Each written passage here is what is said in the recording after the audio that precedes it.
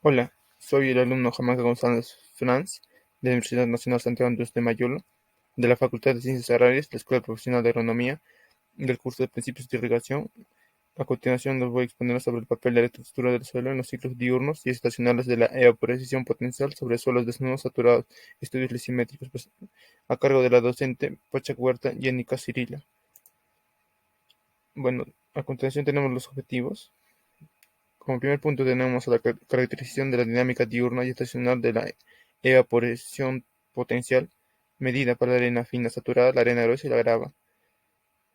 Como segundo punto tenemos las diferencias de la evaporación potencial y la dinámica de la evaporación potencial en términos de un análisis completo del balance agua-energía acoplado para los estudios lisimétricos, incluyendo el papel de las condiciones ambientales y propiedades del suelo. Como tercer punto tenemos los factores que influyen en el proceso de evaporación sobre las diferentes texturas saturadas y la aplicabilidad de los métodos de estimación de la evaporación potencial, como vienen a ser el balance energético, los métodos de Penman-Montagne completa y la de la simplificada. Los materiales utilizados en este trabajo vienen el sitio de estudio, que se encuentra situado en la Universidad de Chang'an, Xi'an, Guangzhou, Banxi, en China, a una latitud de 34 minutos 24 grados 28 minutos al norte, una longitud de 108 grados 93 minutos al este.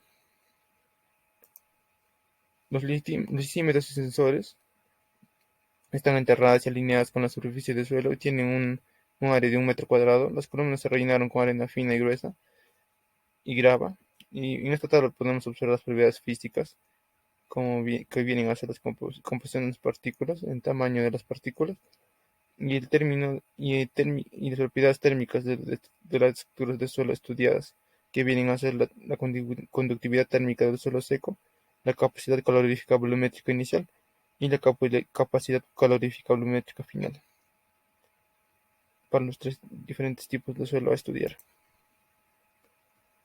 En esta figura podemos observar en la columna A, en la columna del decímetro, en la parte B, el vaso de la balanza, en la parte C, la botella de reposición automática de agua, Marriott. El decímetro de botella da reposición automática de agua, esta parte C. Y bueno, que mide directamente la evaporación potencial por la textura del suelo saturado. Los sensores de temperatura se encuentran en la parte A, enterrados a una distancia de 3, 5, 10, 20, 30 y 50 centímetros de profundidad en las columnas del suelo del decímetro. Y las placas de flujo térmico se enterraron a 5 centímetros de profundidad en cada columna del suelo del decímetro. La estación meteorológica se encuentra en la parte suroccidental del sitio experimental y mide la temperatura y la humedad del aire. Los métodos utilizados tenemos a la recolección de datos, que el dispositivo del decímetro se basa en el principio de recipientes conectados. La cantidad de agua evaporada en la columna del decímetro es igual a la cantidad suministrada por la botella de Markov, donde la ecuación que relaciona viene a ser la tasa de evaporación potencial en la columna es igual a la variación del nivel de agua en la botella de Markov por, por el radio de la botella de Markov al cuadrado, todo sobre la radiación sobre el radio de la columna del decímetro al cuadrado. El sistema de medición no puede proporcionar datos en dos situaciones concretas. La primera viene a ser cuando la evaporización en los días de lluvia, y el segundo cuando las columnas del decímetro se congelan. En el segundo caso se da en los mediados de diciembre hasta finales de enero por la noche, y para poder volver a fundirse durante el día. Los procesos de congelación y de derretimiento dan lugar a valores atípicos en los datos de evaporación, y por lo tanto en la temporada de invierno solo se recogieron datos de evaporación potencial para las condiciones sin suelo congelado. El análisis de datos con el método de balance energético y la ecuación completa de Penman-Montagne. Para medir la evaporación potencial se aplicó el principio de balance de masas. El método de balance energético se utilizó para analizar las diferencias entre la evaporación potencial de la arena fina, la arena gruesa y la grava, desde el punto de vista físico. El balance energético en la interfaz suelo-atmósfera viene dada por la siguiente ecuación: la radiación neta menos el flujo total de calor del suelo, que es igual al flujo de calor latente por la evaporación más el flujo de calor sensible. La siguiente ecuación relaciona la radiación neta para los suelos. La radiación neta es igual a la radiación neta de onda corta más la radiación neta de onda larga, que es igual a 1 menos albedo de la superficie del suelo por la radiación de onda corta más la radiación de onda larga menos la radiación de onda larga ascendente. En los resultados tenemos las condiciones climáticas y meteorológicas presentadas entre los meses de julio de 2018 y agosto de 2019. En la parte A tenemos a la precipitación acumulada para cada mes de los meses mencionados de julio de 2018 a agosto de 2019. En la parte B tenemos a los ciclos diurnos de la radiación entrante de onda corta y onda larga. Y en la parte C tenemos los ciclos diurnos medidos de la velocidad del viento y la temperatura del aire. En estas tres partes fueron medidos entre los meses de julio de 2018 y agosto de 2019. Las tasas de evaporación potencial para diferentes texturas de suelo.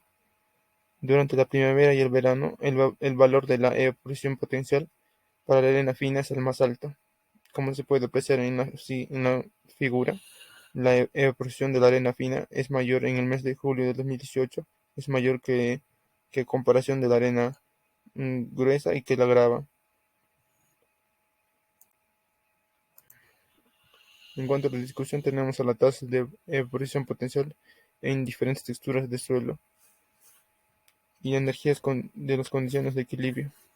Durante el día, la contribución de los términos de flujo tenemos en este cuadro para el fino grueso, la grava fina y la grava bifina. Tenemos los valores. La estimación de tasas de evaporación potencial en diferentes texturas de suelo. La aplicación de dos variantes de métodos de Perman-Montet. Tenemos a lo que es el aero, que es la tasa de evaporación, depende principalmente de la temperatura del aire, la velocidad del viento y el déficit de presión de vapor, S menos EA. Por lo general, el aero es el mismo en diferentes texturas de suelo saturado, que suelen ser mucho menores menor en frío que en climas cálidos. Las conclusiones: las tasas de evaporación potencial se midió durante 14 meses sobre la arena fina saturada, la arena gruesa y la grava, utilizando lisímetros instalados en la cuenca de Guangzhou, China. Los datos de las mediciones se analizaron con la ayuda de consideraciones de balance energético y dos variantes de la ecuación de Perman-Montet, que menciona la completa y la simplificada, y se extrajeron las siguientes conclusiones. Las curvas de evaporación potencial diurna siguen de cerca la curva de radiación neta, con los valores máximos a la primera hora de la tarde. La evaporación potencial también se muestra un pequeño segundo pico a la primera hora de la mañana. Poco después de la salida del sol, la tasa de evaporación potencial durante la noche es sustancial.